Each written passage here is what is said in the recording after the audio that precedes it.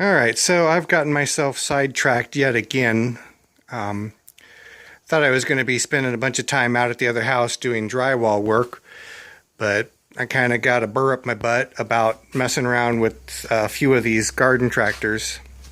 So, one of the things was this John Deere 212 had an oddball thing of spitting out smoke right there.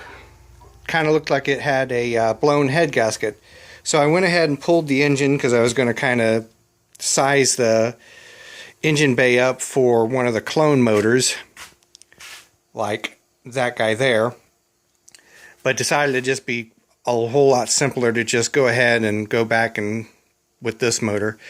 Come to find out, this head bolt here was bottoming out. So it doesn't look like it actually had a blown head gasket, and it ran well. It was just spitting black goo onto the muffler. Anyways, this was bottoming out, so I cleaned it up a little bit and over torqued it just a smidgen. I'm going to test run it once I get it resecured in the tractor and see how it works out. If it's still not quite there, I'll shave a little bit off of the bottom of the bolt and then put it back in. But that one hopefully was kind of an easy fix. While I've had this thing partially torn apart, one of the issues that I've had with this tractor and currently still have with this 210 is the shift lever. This is all the farther it wants to go down. I can only assume at some point somebody has had the transmission out of this machine and allowed it to fall and hit something on the underside and bend the shaft. Because all I did was I put this gear selector, I put this shaft in the vise, and I just gave it a little bit of a bend and bent it back down a little bit farther. So, I mean, it was kind of a hassle to disassemble it to this point, but it wasn't the end of the world in comparison to everything else on these little John Deeres. But anyways, there'll be a couple of machining videos coming up, I think, hopefully in the near future. Oh, one of the other things I didn't get a chance to show you guys because I was busy trying to actually get it done is the John Deere 400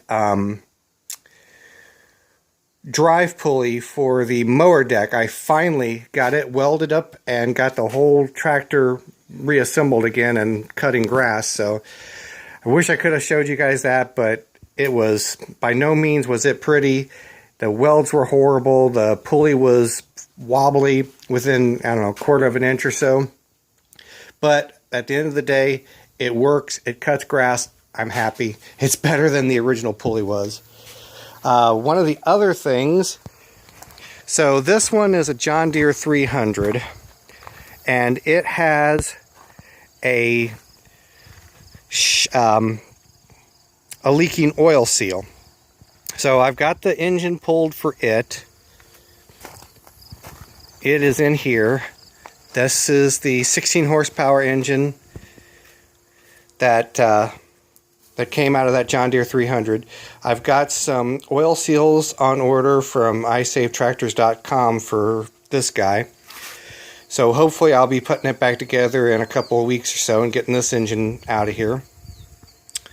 The other thing is, so that clone motor used to be in this Simplicity 7010. 10 horsepower Briggs & Stratton, and I couldn't get it to keep running. It had a spark issue. So I pulled the engine, got a new ignition coil, and I thought that was going to cure it, but apparently not. I ran it around for, I don't know, 15 minutes or so yesterday, and spark died back out again. So I had to go through the points and condenser on it and see if that has any effect. But I was just kind of planning on junking this whole tractor, but I figured for as easy as it is to throw the engine back on it, I figured why not. And I pulled out the snow blower in preparation for winter. Obviously it's a few months away yet, but snow blower is going to need a few odds and ends. But here's the so this thing has had some issues with the drive mechanism, and one of the things I'm going to wind up having to do is remachine this bushing, make a new bushing, and bore out this hole a little bit larger so that it's even, and probably weld back in a little bit of extra material here, or maybe I'll weld on a washer or something. Anyways, this, it'll probably be easy. I'll show you on the other tractor, but this is one of the things that I think was causing me some problems on this machine, having some difficulty engaging the transmission, engaging the clutch for all intents and purposes. But they had this goofy spring on there that wasn't helping. This is not the correct spring for it.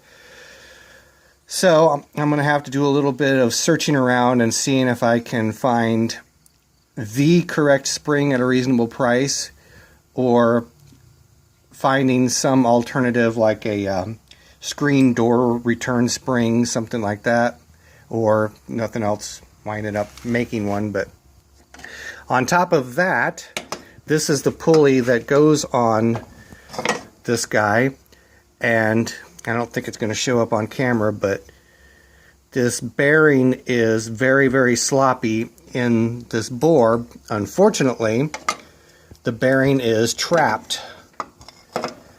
So I'm going to have to, there's no bloody way I'm going to replace an entire pulley over a bearing. So I'm going to come up with some creative way, probably grind this ridge off of here and get this bearing out and find a replacement for it, yada yada yada, and then bolt on a cap of some sort to make it permanently serviceable. So anyways, I'll show you what this arm is supposed to look like on the other tractor. Hopefully there'll be enough light.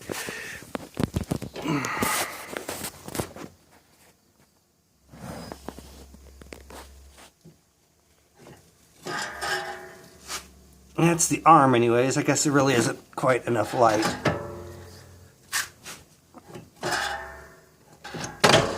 But that's what it's supposed to do, is it's supposed to take up the tension on the drive belt to the transmission. And as it stands right now, it's just really sloppy. So I'm going to try and fix it. And there you can see the spring that it's supposed to have, which is very, very different than what is currently on the machine. So anyways, it is what it is. I always buy the cheapest of the cheap, pretty much, and this is what happens when you buy cheap shit. So that's the way it goes. But also it gives me some interesting projects to tinker with, and luckily with all the 200 series John Deeres I've got, I've always got something that's operating so where I can mow with, and eventually, hopefully, I'll get at least a couple of them situated in pretty good condition and be able to sell off all the other odds and ends stuff. So anyways, that's just a little update. We're getting to cooler weather back again. We've had 70s for the last few days, so I wasn't really too interested in getting into any welding projects. So rain tomorrow and a bunch of 60-degree temperatures, so we'll see. If I get some progress on this 210, maybe I'll get back to tinkering with some welding related stuff. But otherwise, that's about it for now.